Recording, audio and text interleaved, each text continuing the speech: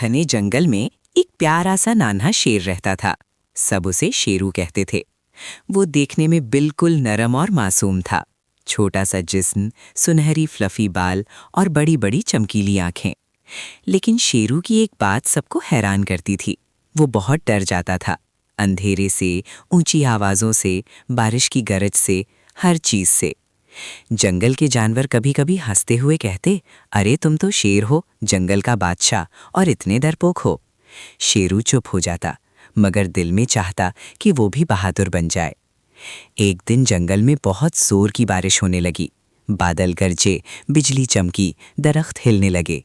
जानवर छुपने के लिए भागे, लेकिन उसी दौरान एक कमजोर सी आवाज़ सुनाई दी, बचाओ बचाओ। ये आवाज़ एक हिरन के बच्चे की थी, जो फिसलकर एक गहरे गड्ढे में गिर गया था। शेरों ने आवाज़ सुनी तो उसका दिल धड़का। वो डरा भी हुआ था, लेकिन हिरन का बच्चा मुश्किल में था। उसने खुद को हिम्मत दी और गड्ढे की तरफ भागा। बारिश तेज थी, ज़मीन फिसल रही थी, मगर शेरों ने रुकना नहीं चाहा। वो गड्ढे के किनारे पहुंचा और जोर से बोला, डर मत, मैं हूँ। हिरन के बच्चे ने ऊपर देखा तो उसकी आंखों में उम्मीद झलकी। शेरों ने अपने छोटे मगर मजबूत पंजे आगे किए। हिरन के बच्चे ने छलांग लगाई और शेरों ने पूरी ताकत लगाकर उसे ऊपर खींच लिया। चंद लम्हों बाद बारिश रुक गई। जानवर बाहर निकले और देखा कि शेरों ने हिरन के बच्चे को बचा लिया।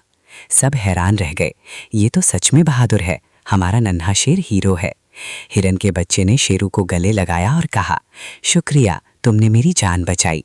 शेरू खुशी से चमक उठा। उसे पहली बार लगा कि वो वाकई बहादुर है।